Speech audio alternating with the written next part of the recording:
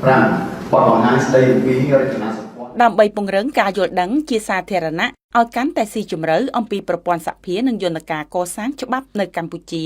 នាព្រឹកថ្ងៃអង្គារទី9 ខែមិថុនាឆ្នាំ2026នេះព្រឹទ្ធសភានៃព្រះរាជាណាចក្រកម្ពុជា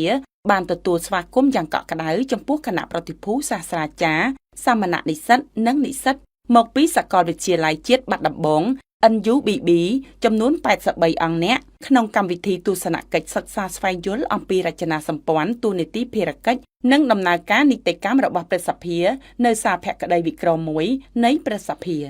នៅក្នុងឱកាសនោះគណៈប្រតិភូបានស្ដាប់បទបង្ហាញយ៉ាងយកចិត្តទុកដាក់របស់ឯកឧត្តមម៉ែនស៊ីផាន់អនុប្រធានគណៈកម្មការទី9ព្រឹទ្ធសភានិងជាសមាជិកព្រឹទ្ធសភាប្រចាំភូមិភាគទី6ស្ដីពីសាវតានៃការបង្កើតស្ថាប័នព្រឹទ្ធសភាទួលនីតិនិងភារកិច្ចរបស់ព្រឹទ្ធសភាភាពខុសគ្នារវាងព្រឹទ្ធសភានិងរដ្ឋសភាព្រមទាំងទួលនីតិរបស់ក្រុមសមាជិកព្រឹទ្ធសភានៅតាមភូមិភាគ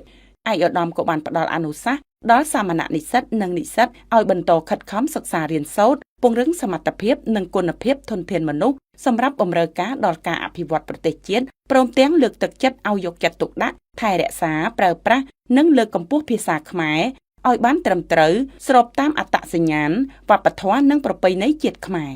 ជាមួយគ្នានោះក៏មានការធ្វើបទបង្ហាញពីលោកយិនយូរ៉ាន់អគ្គនាយករងនៃអគ្គនាយកដ្ឋានសេវាច្បាប់និងសមរភាពដែនដី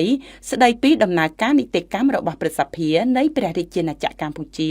និងបទបង្ហាញរបស់លោកស្រីខុនសុវណ្ណនេត្រាប្រធាននាយកដ្ឋានអភិវឌ្ឍធនធានមនុស្សស្ដីពីរចនាសម្ព័ន្ធទួលនីតិនិងភារកិច្ចរបស់អគ្គលេខាធិការដ្ឋានព្រឹទ្ធសភាក្រោយពីបានក្រេបជញ្ជក់ចំណេះដឹងនិងបទបង្ហាញរួចមកគណៈប្រតិភូសាស្ត្រាចារ្យនិងនិស្សិតទាំងអស់បានអញ្ជើញទស្សនាសាលប្រជុំពេញអង្គព្រឹទ្ធសភានិងបានទស្សនាអគារប្រវត្តិសាស្ត្រនានា